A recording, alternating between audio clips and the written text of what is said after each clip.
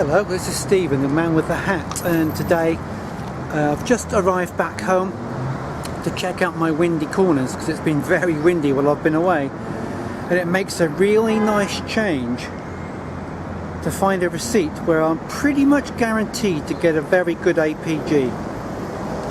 This one has only got 9 items on it. It has to have 8 to be suitable for a comparable on the APG as the price guarantee. It's got 9, which is good, and the comestible can be anything like milk, bread, sugar, cheese, butter, eggs, that sort of thing, and it's got milk on there, so it automatically means there's at least one comestible comparable on this receipt. What's exciting about it though is it's got Heineken, Strongbow, Rosé wine, Kronenberg.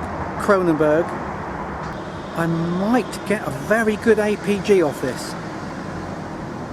Anyway, I'm tucked in my windy corner. It's not a very pleasant place to be, but it's a windy corner, and that's where you're going to find this stuff.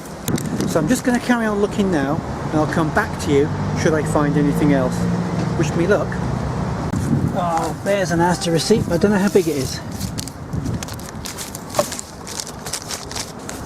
No, it's too short. The windy corner, there's 1, there's 2, there's 3, there's 4, there's 5 more, 6. I've got my hands too much in this rubbish. This gets picked and cleaned regularly by the council, which surprises me. And one of the things I always do is check the area where the trolleys are. There's one, there's another,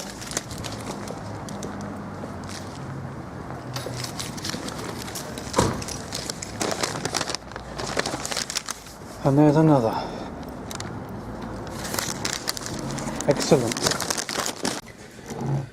Right, so that's me finished for the day. And just a quick womble there at my local after returning back from a journey. It's been windy the last couple of days. The car park seems to be picked pretty clean, but the windy corners, always a reliable source of receipts to check on the Asda APG. Anyway, the purpose of this video really is about explaining about the receipts and how they qualify. So I hope you've got that now. Just to remember, to recap, you need a minimum of 8 items on your receipt, and one of them at least has to be a comestible, also called a comparable.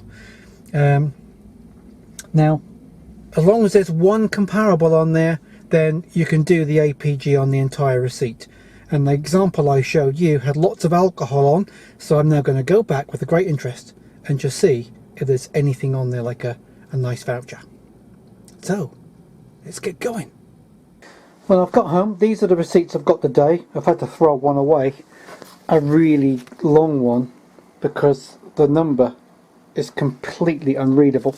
But those very long ones, like this, tend not to be the best ones anyway. The best ones tend to be these short ones. I've got one here with 8 items on, because it's got various beers on. So let's go online now and just check those and see how well they do with all that beer on. Right, let's see what this receipt brings us, and you can see I'm still on the old Asda price guarantee, and today is the 2nd of June, so I must be one of the last people in the country to get the new one. But I do have the new one on my iPad, so I'm going to check this on there too. Anyway, let's crack on, uncheck the box here, and put the number in. And here we go. Ta-da! Just goes to prove sometimes the shortest receipts produce the biggest vouchers, especially if they've got booze on them. Happy wombling, guys. Well, that's it for today. That's my little womble, and you can see those small receipts, if they've got alcohol on, as long as they have one comestible comparable, they could pay dividends. Look for the little ones. Don't just ignore them. Join you later. Don't forget to subscribe.